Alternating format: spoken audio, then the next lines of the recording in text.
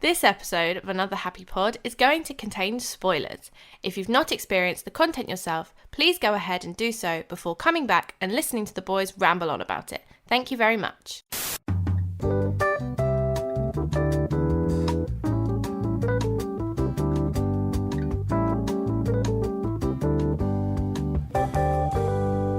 Hello, and welcome back to Another Happy Pod, the show where we talk about movies, pop culture, and whatever else is on your mind. We try to be a little bit more positive about it, but we don't always succeed, but we do have a bloody good time doing it. I don't know what I'm doing here. My name is Nathan, and as always, I'm joined by Lawrence Heisey. If a bear and a shark had a fight, who would win? The bear, obviously. Everyone knows But that. you Next didn't question. ask where it would be. I was going to It's in- say, yeah. It's It doesn't land. matter. It doesn't matter where it is. The bear will still win every time.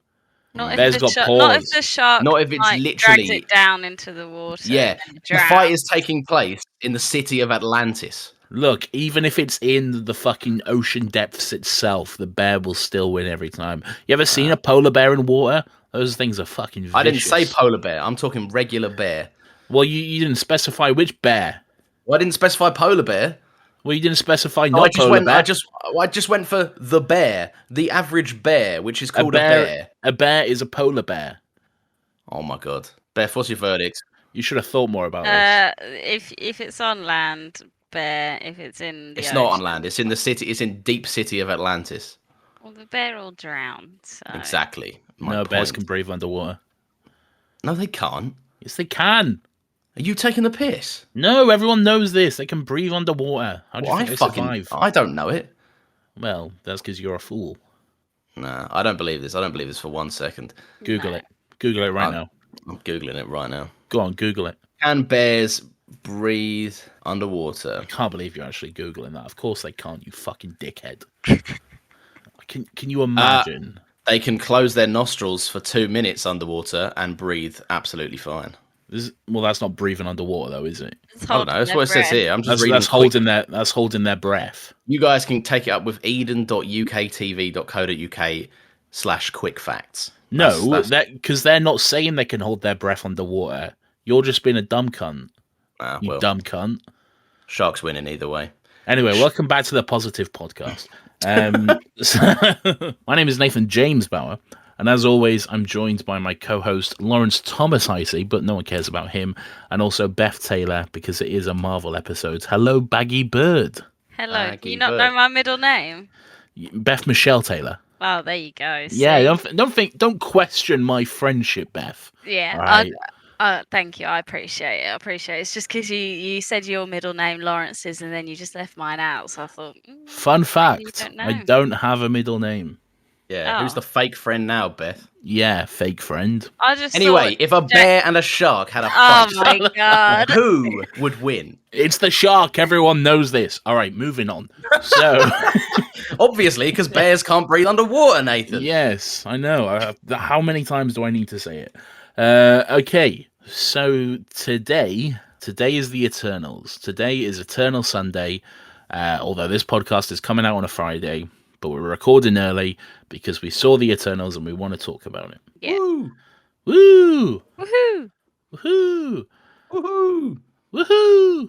We're really not used to recording on a Sunday, are we? This has thrown me well off my groove. The vibe is off, okay, but don't worry, we'll steer We this make ship do. somehow.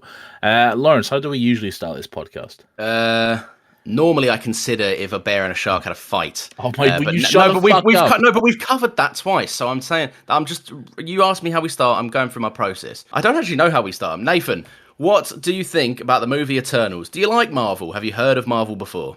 So yesterday, I got a Toby Carvery delivered to my home, and I was quite skeptical about this because Toby Carvery is good, but the concept of like packing it up and sending it to someone's house, like Yeah. it doesn't seem like the kind of food that would travel well. So I was very skeptical, but I was a little bit peckish, and I fancied a nice big roast in it because it'd been a while since I had one. So I got on the old Just Eat and I ordered myself a gammon carvery with some pigs in blankets as well. Best way to do it. Seasonal. So that's what happened, and it got delivered. And let me tell you what a bloody revelation that was. Honestly, Yeah. one of the best meals I've had in a while. They give you a good amount of gravy as well, so you can just lavish your whole plate in Nice. it. You got some brilliant roasted veg in there. Oh, it was beautiful. The only thing I think suffers takeaway Toby is the potatoes. That's the only thing that they don't I do liked justice. them. I thought they were good. I liked the Yeah. potatoes. Maybe it's just a local to me thing. Maybe because I've only got it from one Toby before, so maybe it's Maybe I them. should try that out because you know me, I'm a big potato fan, big potato advocate. So Yeah, We do call you should be Big the Potato judge. Girl. we do. yeah, That is famously your nickname. So yeah, God, the improv is just flowing. it really is. And you know what else is flowing? What?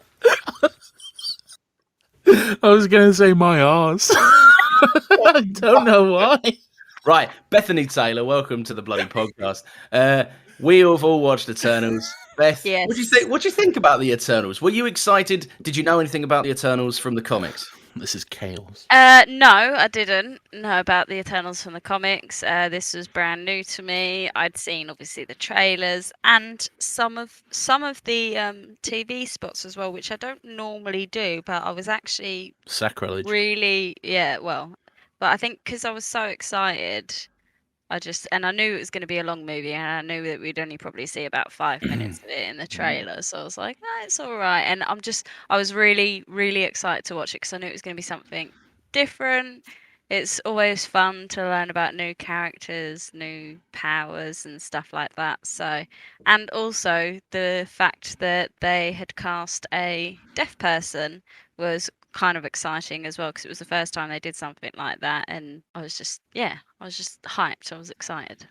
Cool. I also knew nothing about the Eternals. It's again, I spoke about this in Shang-Chi. I'm excited for Marvel going forward because it's doing a lot of stuff that I don't know fuck all about. Like my knowledge of the comics is very much surface level. Like I know a lot of the big stuff, your Spider-Man, your Captain Americas, your Iron Man, your X-Men, all that shit. I can talk about it all day long. The more deep cut stuff like this, I don't have a fucking clue on. So I'm Yeah. really interested to see like what comes out. So for this, I had no idea who any of these cunts were.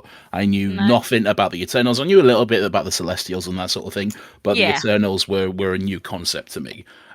So yeah, I was quite intrigued going in. I was also a little bit apprehensive because the Rotten Tomato score wasn't that good, and people have been saying mixed things. Overall, I enjoyed it though. I thought it was a good fun Yeah. time overall. I think this does something really interesting because for like loads of the mixed reviews have come from the fact that people are like, oh, it breaks the Marvel formula, it does all this stuff, it does all this different stuff. I don't actually think it does, but it's definitely really interesting for a Marvel film. Like it does. I think it's very feel different for a Marvel film. It Yeah. definitely feels very different. They're on like similar story beats to other ones. The base level of the formula is still there, but I still think it does something a little bit different with it, which I personally like. I think it's nice. I think at 26 movies, you need to do something a little. Yeah, you bit got to different. you got to switch it up a little bit. Like, 'Cause Yeah. Otherwise, all those same people that are complaining that it doesn't stick to the Marvel formula are the same people that moan when a new Marvel movie comes out, and it's just like all the others. Like, there's no pleasing sometimes. Yeah, So well, exactly. I saw the Rotten Tomatoes review. I was like, fair enough. I'm still gonna go see it myself. It's currently at 48% on Rotten Tomatoes. By the way, no one knows how Rotten Tomatoes works. yeah, it's So- such a fucked algorithm, right? How Yeah. they work everything out. Rotten Tomatoes, just to quickly explain, it's not one site. Like what it is one site, but that's a bad way to describe it. It's not one person saying, and this movie is this score. That's not how Rotten Tomatoes works. Basically, it's an aggregate. So it takes a whole bunch of different verified reviews, collates them all together, and then like based on whether they liked it or they didn't like it, it's a simple yes or no system. That's where the score comes from. So if 100 critics see a movie and 72 of them liked it, and 28, I think that's it, of them didn't, the score would be 72% on Rotten Tomatoes. That's basically how it works.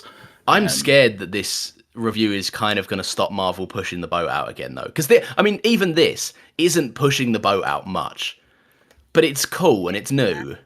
I don't think it will. No, yeah, because they've. This is to be fair. This is the low reactions a lot better though, isn't it? Audience score is currently sat at 81%. Yeah, which is good, but I don't think it will. Marvel have had bad movies before. This is, to be fair, the lowest rated one officially on Rotten Tomatoes. But I don't necessarily think Kevin's looking at that and is freaking out. I think at the end of the day, what matters to them is what people actually think of it, not necessarily what a score is. Like, because Thor the Dark World has a better score than this. I would watch this any day over Thor the Dark World, because that movie is fucking boring. Well, I only say it just because there's like Marvel have been known to not course correct but change up the system. Like, for example, when Dark World didn't do very well, they switched it up for Thor 3 in a massive way and pretty much reinvented the character. When Age of Ultron, I still think is a good movie, but when it performed not as well as the first one, they went, right, sack off Joss Whedon, who are we bringing in for the next one? Like, I just worry that, because I like this, I think, like, and especially with Chloe Zhao, this is, like, she's a great director and she brings something really cool. I don't want them to rewind on any of that. Like, all the elements that made this, I enjoy, and I'd like to stay the same for a sequel. Visuals, the on location shooting, like exactly. Visuals were really good. This was a beautiful fucking movie, man. This was really, really good to look at. And a lot of Marvel stuff gets criticized, and quite rightly, for being sort of grey and muted and that sort of thing. But the color palette was really popping in this. Like everything was like really bright and colorful, and for the most part, anyway, it was quite good. Let's talk about the movie itself. So it's a brand new team. The last time we got like a team of people that we'd never met before was Guardians, and obviously that went down a treat, and they became big favourites, even if Chris Pratt is a questionable dude. But this is the first time in a very long time that we've just been thrown in the deep end with not just one origin, but essentially 10. What do you guys think about that? Well, I wouldn't necessarily say that, because they all have the same origin.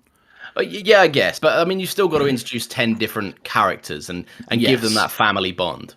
Let's all say, first of all, who was our favourite Eternal? Beth, would you like to go first? Can we do top 2? Because I had 2 that I really liked. I loved Angelina Jolie as Athena. Let me just read a quick note here. Angelina Jolie invented acting. So. Oh, she's so good. She's like, so I thought she was great how she portrayed Athena, and also I really liked Makari. I thought she was like, I loved all the sequences that she was in when she was like running, and you were kind of like following her, and Marvel's finally figured out how to do super speed. Yeah, exactly, and it's not cringe, and like the scene where, spoiler alert, obviously she's battering Icarus. I just thought that was so sick, and then seeing her run across water, and obviously the whole sign language thing. It's just it was cool. It was really cool. Cool. So those are mine. 2 great Eternals. Lawrence. So I really liked Druig. You would. Yeah. What do you mean I would? I don't know. I was just going to say exactly. I could have chosen any out of the 10. Got the exact same response. I could have chosen your one. It's true. And as a character, I really a character and like the power set and just how interesting it was on screen. I really liked Icarus. Yeah, you would. I see. I deserve that one a bit more. You do deserve that one.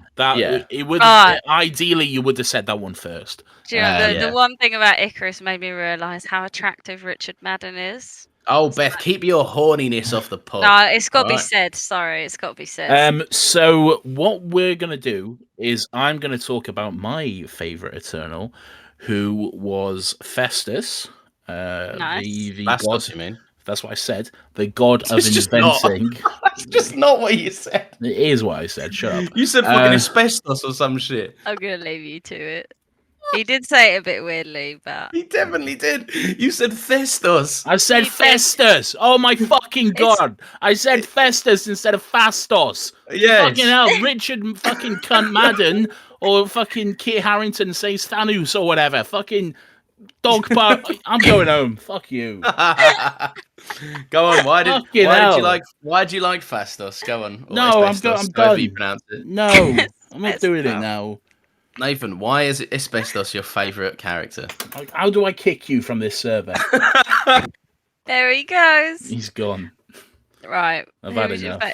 Why was he your favourite? So Fastos was my favourite, just because I liked how excited he was about inventing, and all this sort of stuff, and also the scene which then, as a result of his inventions of the thing he did, then the scene which in Hiroshima after the bomb dropped was just, it was fucking heartbreaking. Yeah. Just to see him torn to pieces about what not what he'd directly done, but like he'd given the humans the tools to get to this point. And Lawrence is calling me. What do you want? You did call him Asbestos, though. I've hung up on him. Hello, I'm back. Hello, back. Hello. Okay, if I may be serious for a moment. Please do. I'm very sorry. You should be. I really like this character as well. I liked the fact that he wasn't necessarily a fighter. He wasn't designed to, destroy the deviants like some of the others were, like Icarus or whatever. Although he can hold his own in a fight, he's more focused on just helping the humans and inventing stuff where he can. And he gets really excited about it, so much so that he builds the combustion engine like 7 centuries too early or whatever, and he has to like refrain himself and hold back just a little bit. One thing that I think in this movie, because I saw loads of people saying that the characters were hollow, I didn't get that at all. I thought, No. oh, well, like, look, don't get me wrong. Each, like, you can't flesh out 10 characters with this little screen time. It's not possible to give them all like deep and detailed backstories and feelings and whatever. But the ones they choose to focus on, I think they do a really good job, and it's more of them than not. Like, I think a lot of them have really great personalities and characteristics and shit. I wouldn't necessarily say any of them are hollow, except maybe Kit Harrington, who's in it for like 4 seconds, if that. But but overall, I think the main Eternals, each of them like has a purpose. They have like something they're passionate about or struggling with or whatever. There is character to these actual robots or whatever they are. Ben, I want to know why you liked Makari, because Makari, for me, I like Makari, and I think what they're doing is fantastic. But I wish she had more to do. I really wanted her to do more, like for just not for the nature of her power, but also it's such an important step in film and like big budget, like blockbuster movies and casting. I don't know. I just wish she was given a bit more to do, especially because they're making quite a big deal out of it. Yes, so obviously we saw Quicksilver, he could throw a punch, blah, blah, blah, but I feel like they did the whole fast running a little bit differently. It's hard to, I don't know how to put it into words, but with Quicksilver, you see him running around fast and then they slow-mo him down, but I liked how the camera was following her as she was running. Do you know what I'm trying to get at? Yeah. Oh, yeah, it's a better effect, yeah.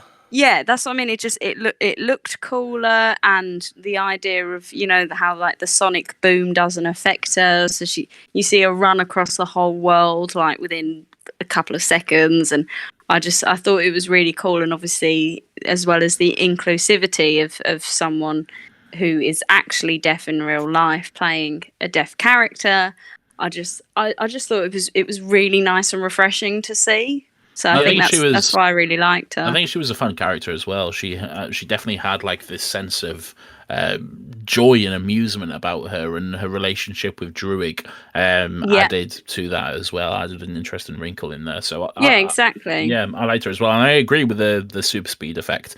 A lot of times when you see speedsters, there's like a lot of slow motion and things are slowed down, so you don't necessarily get a sense that they are super fast. But which is a shame. But there wasn't. I don't think there was any slow motion around her in this. Just that part, like I said earlier, where she was just going back and forth like bumping into Icarus. Like that, Yeah, that just was great. That was visually fucking looks sick. so cool. Yeah, just Yeah. absolutely just pummeling into him. One thing I really, really enjoyed in this, and again, Angelina Jolie invented acting, is first of all the relationship between Thena and Gilgamesh. I thought that was just yeah. so beautiful, and it's not a romantic relationship in any way. I Yeah. didn't think that anyway. Just this No. familial, more friendly love between them, which was just Yeah. so beautiful. But also this illness that she had, you know, the weight of her memories just crushing down, causing her to forget, but also to remember past lives and that sort of thing. That's interesting, but it was kind of like she was suffering with dementia, like she wasn't necessarily knowing who she was or who her friends were and that sort of thing, and it made for some like really difficult and heartbreaking scenes, I thought, which I think 'cause she did she could have perfectly. saved exactly, because I think if she was in her right frame of mind, she could have helped Gilgamesh, but she couldn't. Like, no matter how hard she tried, she couldn't do anything. Like, Yeah, it was I think sad. that's what I'm saying. These are the kind of cool character things, like the traits and kind of unique aspects to them that I think is really, really new for Marvel.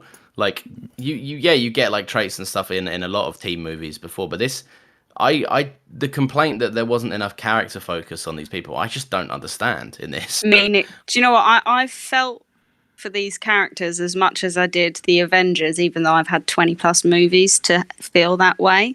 So, Like, genuinely, I felt like connected to them, which was even Druig as well. Like, I completely understand his point, like how he can use his abilities, but you know, the reason why he shouldn't. Like, I've seen him once on screen, and I'm still connected to him as much as I am all the other ones. So I don't know where that's come from either, to be honest.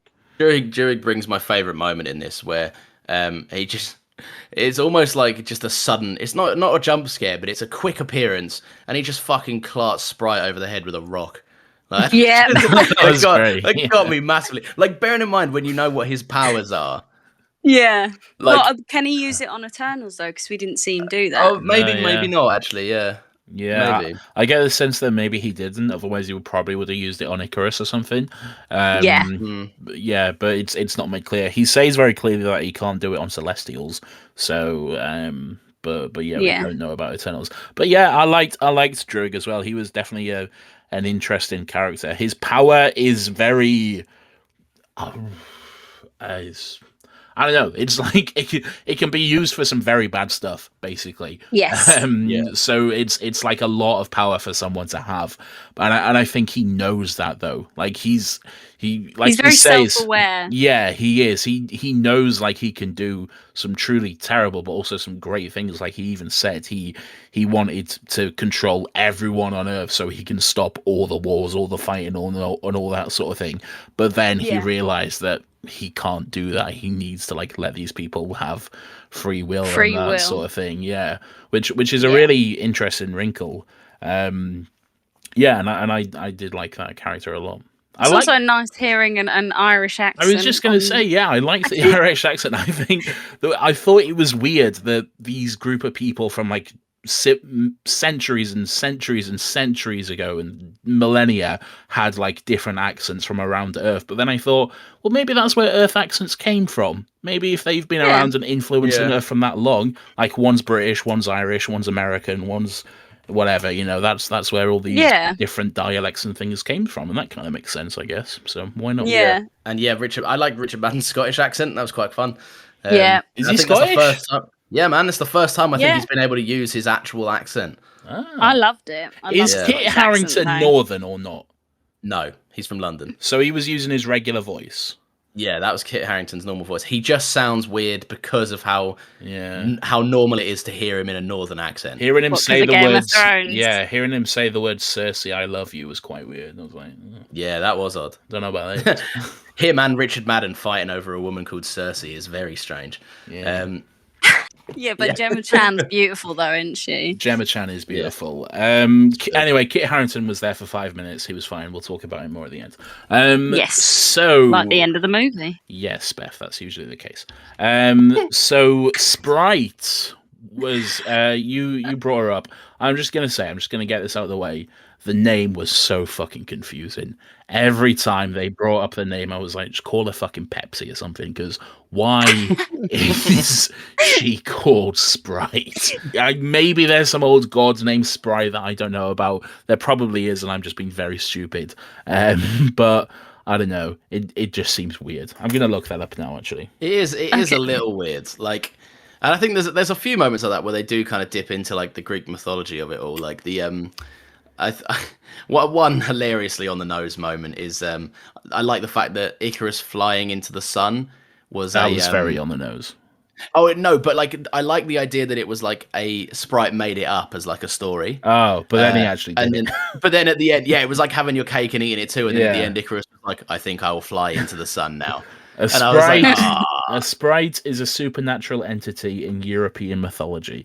They are often depicted as fairy-like creatures or as ethereal entity. I guess that makes sense. I just didn't like the name. No, Out of all the names, it was the one name that was a bit like. Anyway, Pepsi was great, and she fancied Icarus, so she stabs Gemma-chan. Yeah. Yeah. She was the weakest for me. She was. I just think it was because people are saying that Icarus has a sharp U-turn in this, and I see that as not so much a sharp U-turn. I see Sprite's sudden change of heart as just very spiteful, and just like really out of nowhere. Like I don't think Icarus has a sharp U-turn at all in this. I think I was suspicious of him from the beginning, and maybe maybe it's just the fact that we've been fed a lot of evil Superman stuff lately. Maybe that had something to do with it. Homelander from the boys. Homelander, fucking Omni-Man, Brightburn, whatever, a lot of stuff. And we have had a lot of that lately, so maybe I was just suspicious of it for that. But I don't know. I just think there was something off about him from the moment we was introduced. Oh, see, I didn't think that. Like, I was genuinely quite surprised of the different shift in character that we had from him. But it was very. I think there's a thing though. I don't necessarily think it was a shift, and not just because like I was suspicious of him from the beginning. I do think that he genuinely wanted to go along with what Cersei did. I think he really hoped that Cersei would be on board with him, because I do think his love for her was genuine, and I do think that was something that he actually struggled with. I think there's a great moment in this movie. We talked about the sex scene earlier in Babylon, but then like the moment before that, where they like first get together, that's like paralleled later on in the movie when they're in Iraq. And there's a great moment between those two characters where they're like struggling with what to do, and then it cuts away, and then like we're back to the ship, and you don't necessarily see what happens. I think there might have been something there. I think there might have been a moment of weakness, a kiss, something, which kind of just messed things up a little bit for everyone. It was like a moment of weakness for Cersei, which then makes her even more heartbroken at the quote unquote betrayal from Icarus, I guess. Yeah. I can see that. That is a nice moment. You're right, and I didn't think the same, but now looking back on it, I can see where you're coming from. Yeah, it's just because like they're like she grabs his hand from behind the way that he grabbed hers at the start of the movie, and then it suddenly cuts back to the ship. And like we don't see what follows on from that moment, so I'm like, that's interesting. I think something might have happened there. Not sure. I love the moment where like, and maybe it's just because we don't see it a lot. I love the moment where Icarus gets up on the rock. Cersei is about to go through with kind of ruining the Celestials' plan or the emergence. And Icarus's eyes light up like 4 times, and every time he's just like, I can't fucking do it. Yeah. This is what I'm saying. He is genuinely struggling with it, because he just. Well, that's the change. Because he has a loyalty to the what the fucking, I can't say the word, the Celestials. You'll get there, Beth. Yeah, I will. So he had a loyalty to them, but also in some kind of way he had a loyalty to Cersei as well, because of the connection that they've had over the last 7,000 years. I thought of it as more like he's kind of at war with his sense of duty and his kind of what he has of humanity and what he's learned from being there on his time on Earth. Yeah, exactly. He's quite literally fighting his head and his heart. Like he doesn't know which one to follow. I think it's more about her than it is about humanity and that sort of thing. I get the sense that he could forget about the humans within a second, and it would not faze him that much. I think it's more about Cersei than the humans and at that her point. love for it. Yeah. I would agree with you there. I don't think. Yeah, I think if he could forget all of it, he would. But because she feels this way, it's like you do stupid things for the people that you love. When you don't want to go somewhere, but your significant other loves it, and you're like, oh, I'll go and do that then. Yeah. Just for you. Like that's the kind of human part of their relationship in a sense. Yeah, absolutely. What did you guys think of the deviants and these creatures that can apparently become more human as like they absorb eternal energy or whatever? Yeah, I just thought they were cool, classic, just monsters. I thought that too until they started to change, until one of them started to change, and I thought I thought that was a really interesting. All right, so the whole origin of the Eternals has been changed from what I understand. Like I said, I don't know about the Eternals, so this isn't really an issue for me, but I'm sure for some people it will be. They're now like robots, I guess, that were created by Archimesh to basically get worlds ready for the emergence, for the birth of a Celestial, and then destroy it. That's basically their life now. And with that, whilst he created them, he also created the Deviants, so they'd have something to fight against, I guess. I don't know. I need to watch it again. But basically, the Deviants can evolve and change, and the Deviants hate Archimesh for what he made them to be, or something like that. And I thought there was going to be a really interesting wrinkle, which I would have liked. I would have liked some kind of team up between the Eternals and the Deviants that happened, for them all to realize they were both just pawns in this big fucking scheme that Archimesh has created in designing. There was a tiny moment of that, and I thought it was going to go that way, because when they're all fucking absolutely just smacking down Icarus, and it's taking all of them using the very fucking crucifix of their power to take him down, there is a moment where a Deviant comes down and starts fucking him up as well. And I was like, fuck yeah, now we're going to have a real team up, because Icarus is the true villain. And then they kind of just started fighting each other again, and I was like, I thought that was a little disappointing, if I'm being honest. I thought that, I don't know, I feel like that it could have been slightly more interesting if they had had some kind of team up, but no, Athena just brutally slaughters him. So, anything else that you don't like, Lawrence? Anyone? No, there's genuinely, I was really surprised to come out of this, because I was a bit apprehensive as well, because I saw the scores and I was like, oh no, I don't want another lukewarm Marvel movie. I don't want to be on the fence about something. I was really in the mood to just go in and enjoy a Marvel film, because I had such a good time with Shang-Chi as well, so I was like, fuck yeah, I can't wait for the next one. And I got in, and at the end of it, I came out thinking, what's the fuss? Why is everyone not happy? Same. I thought the exact same as well. One thing I did really like was that this is so commonplace for the people of Earth now. There's a moment where a celestial head enters the atmosphere, and everyone's like, oh, better go home. There's a fucking big head in the sky. Not holy fucking shit. What's that? It's just oh my god, again. I've got something going on tomorrow. Was it Greenwich Park? I was just imagine being stood there and going, well, what would you do? And that's another thing as well. Speaking of that big celestial head, I feel like it's I don't know. To me, it felt like the grandest thing we've seen on the cinema screen, because he felt so huge, and I don't know. He was a big bloke. It just made me feel their power and just their being even more, because seeing them compared to all the planets in the universes and stuff like that, I was like, yeah, these fuckers are massive. I am glad that Archimesh came back, and because because I was getting a little bit worried towards the end. I was like, there has to be some sort of repercussion for this Yeah. show. Like, they cannot just kill Yeah. a Celestial and have it be all hunky dory. Like, something has to happen, and it did. His head just juddering in the mountains, just stuck there. I Like, do- come on. I do like that there is now just a permanent Celestial head just stuck in the Indian Ocean now. Apparently, Yeah. that's pretty great. But yeah, I was glad that Alchemist came back and there was repercussions. He stole Cersei, Fastos, and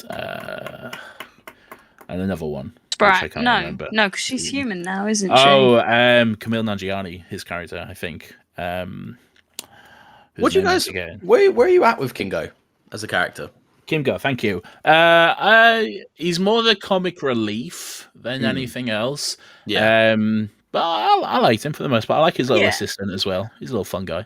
Yeah. I thought he was like, because he is the comic relief, absolutely. But there's a really nice subtlety to it. There's a lovely line in this, where he like he's a big like director and like Bollywood star and stuff. And the joke there is that like he even says like, oh, this was my great granddad, this is my granddad, this is my dad, this is me. And like they're all fucking identical. But there's a nice little cutaway where he lets his guard down for a minute and kind of the comic relief washes over him. And he tells Sprite that the reason that he loves the movies is because he misses watching the illusions that she created. Yeah. And that I just felt that these are the kind of fucking really nice moments that I was like, why are people? I get that you can't give everyone everything in this film in terms of character work, but such little nice moments like that really let people in, and I was just really appreciative of it. Yeah. The only thing though, I get he is like, not every character is going to be on the same page, and I like that he was like had the same mindset as Icarus, but he was like, but I'm not going to fight you. Yeah. But I kind of wish that he was there. Like his Yeah, whole I kind of did too. ethos was like, don't turn your back on family, and then he kind of does. Yeah, Yeah. he's just not in that final, like, well, it's not really a fight, but he's just not there. And it's a weird all, choice really. because it didn't serve a Yeah. further plot point. No, because then he's just there with Gemma Chan at the end, being like, Yeah. well, we did it, kind of. Kingo gets kidnapped, and he's like, I wasn't anything to do with this. Like, I'm just Yeah. making my Bollywood movies. Yeah. Yeah. One other quick criticism which I have, and I spoke about this at the beginning, kind of. Again, Angelina Jolie invented acting, amazing, perfect actress. She's great. Give her all the awards. I do kind of wish that they had done more with her like illness though, because they just kind of seem to forget about it. They Yeah. diagnosed it and then was like, yeah, that's that. Yeah, exactly. It kind of comes back like for one moment when she's fighting Thingy at the end, Icarus. But other than that, it's just like pretty much not a problem now. And maybe I missed something. It's like a big movie. I need to see it again, definitely. 100%, But yeah. it definitely seems like they just kind of forgot about it, or just well, we don't need that wrinkle now, so let's just get it out of there or something. Yeah, because I think it would have been quite interesting if we got to see some of these past memories, because obviously it's obviously another life that she's remembering, another mission that's like Yeah. coming back to her. I thought it would have been really cool to have some like flashback scenes with her doing pretty much the exact same but on another planet, and the emergence. Yeah, the Yeah. emergence actually happening, and seeing her in the process of getting her memories wiped. I thought that would have been a nice moment to see, but they kind of, like you say, just brushed over it a little I think bit. we might get some stuff like that in sequels, maybe if they end up Yeah, happening. that would be nice. Yeah, absolutely. Right, okay. So, shall we move on to post credits? Yes, Yeah. very Okay, interesting so- credits. Very interesting indeed. So the first one, so fucking pissed off this was spoiled for me. Fuck you, Variety, you fucking cunts. You should know better than to just blatantly tweet out this reveal. But Yeah. whatever. Harry Styles is in the MCU. He is. Yes. And he's Thanos' brother. Maybe Do you know don't what? introduce with that. Like, No, maybe do, I say. no, because he comes in and He he's comes and in with his very terrible looking CGI troll or whatever. his Patton Oswalt troll, yeah. And he He goes, looks awful. and he goes, it's Thanos' brother. Maybe don't. I can't imagine you're going to get nicely welcomed to a lot of that. Like, do you remember in Guardians when Gamora was walking around and people were like, "That's Thanos' daughter," Yeah. and people were at her throat every 5 seconds, and now Thanos is even more of a fucking widespread threat. But the difference there, though, is people knew of Gamora as actively working with Thanos, though. Yeah, I guess They knew her as part of his team, his Blackguard or whatever they are. Yeah. Eros, if I think that's his name, is clearly not being a part of that. He's clearly been quite separate. I think maybe it was more just he's pretty shagging. powerful. Yeah. Well, I mean, he's got the goes looks around the for it. galaxy laying pipe. Yeah. He does. I was. Do you know what though? I was quite. I was impressed with his first little entrance, to be honest. Because have you guys seen Dunkirk? Because I think that's the only other movie he's been in, and I really didn't think he was bad in that either. No. So I'm quite excited to see him actually. I think it's too early to tell. Like, he wasn't exactly given great material. Like, he just walked in and was like, "I'm Harry Styles, and this is yeah." the thing But that's going on." when someone's bad, you can normally tell pretty much right away. But I wasn't disappointed. I didn't think, oh, has he got an Irish accent going on there as well? I couldn't No, quite I think tell. he's just He's using using his his regular northern. voice. Yeah, his regular northern voice. it Oh, seems what he's from Leeds, isn't he, or something? in Manchester, I think. Oh, okay. Yeah, I Oh think no, so. yeah, the other one's from Leeds, the one that everyone ships him with. I was fun fact. I was in the cinema. This got spoiled for me, and I knew it was coming. However, I was in quite a busy Marvel theater, and like, you know how they pack out normally on like day 1 or day 2, Yeah. more so than other movies. And these two fucking guys, right? And they weren't your usual cinema dickheads. They were there because they were big Marvel nerds, but they were just way too enthusiastic. And the credit, like, you know, when he's still shrouded in darkness, and he steps forward a little bit, because obviously Marvel knows this is Harry Styles, give him an entrance. Yeah. The first that shot happens, and maybe 10 seconds before it cuts to Harry Styles, one of them turns to his mate and goes, "Oh, this is the Harry Styles cutscene." Oh, And people in the cinema literally went, "Oh, like, are you like?" Like, why didn't were you just wait 10 furious. seconds and let me see it? Exactly. Did you need your mate to know 10 seconds prior? Like, Yeah. and it was so loud. I was like, "You fucking asshole, man." that's annoying. Yeah, just that one of the few. I like the big screen experience, but I would like even more if I could just buy a cinema and just go there and be myself there, and that's the only person that was allowed in. Like, I like the cinema. I don't want to watch things on streaming all the time, but I don't like people in the cinema. It's the only downside. Yeah. No, I big agree with you. Unless you're going to like a Like an midnight event, premiere. yeah, like Endgame. exactly. Like when I Endgame I was did popping. the first showing at midnight, and it was the proper Marvel fans, people who know to be quiet in the cinema, and everyone who waits Well, in they the wasn't. credits afterwards. Like that I don't mind, but when you're just going to a regular showing, and then people just don't care about talking or whatever, and it's just like, why? Me and Nathan watched Infinity War on opening night, and it was when Thor pops down, and in like the Battle of Wakanda, me and Nathan and everyone else in the cinema just went, "Ah!" Yes, Honestly, yeah. to this That's day, like- Endgame is the best experience I've ever had in the cinema. When Captain America picks up the hammer and everyone just goes, "Oh my god!" Yeah. It was just like I was crying, happy tears, sad tears, anxious tears. I was like, "What's going on, man?" And I had a little bit of that with this as well. Not with Harry Styles. Harry Styles is great. That's fine. Moving on. But onto the next post-credit scene. This one really interested me. Not because of Kit Harington, because I couldn't give a shit about who he is, and I don't know who the Black Knight is or whatever, so I don't care about any of that. Whatever. Kit Harington, I'm sure your movie will be great when it comes out in 6 years. But what did get me excited was we hear Blade. Blade, did. baby. You know what annoyed me so much? So I heard the voice And I was like, I know that voice, but I couldn't pinpoint. I was like, what the fuck is, like, who is that? I had to Google it, and that's when it said Mahershala Ali, and I was like, Blade, it's the beginning, it's started, it's coming together. Oh, I knew it straight away. As soon as I heard that voice, those rich tones. I was with Beth. I kind of recognised it, but luckily I had the two Marvel nerds beneath me who immediately, as like the scene ended, and then I was putting my jacket on, and they were like, they'd Googled it by that point already, and he was like, "Yo, that was Mahershala Ali," and I went, "Yep, thanks." Well, now I don't have to Google it. Thanks, guys. So overall, good movie. Gemma Chan has been in the MCU before. This is her second time in the MCU. Captain Marvel. She's no she was one of the alien people, wasn't she? Yeah, she was a Kree. Kree sniper or whatever. So anyway, there we go. That was the Eternals. Had a bloody good time. Give it a watch if you want. Yes, it was honestly great, and I can't wait to get to the cinema again to watch it again. Very good. Very glad to know.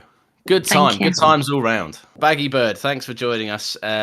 If you like these, and I'm not talking to you anymore, Baggy Bird, I'm talking to you listening at home. Or on a commute or wherever you are. If you like these, they go live Fridays 10 a.m. We do little posts on Instagram and Twitter. You can find us there at Another Happy Pod. That will give you a little reminder that we've got a new episode out and you can listen to it. You can give us 5 stars if you like on Apple Podcasts on the little review or rate. You can give us 5 stars because that would be nice. That is what we think we deserve for this premium content.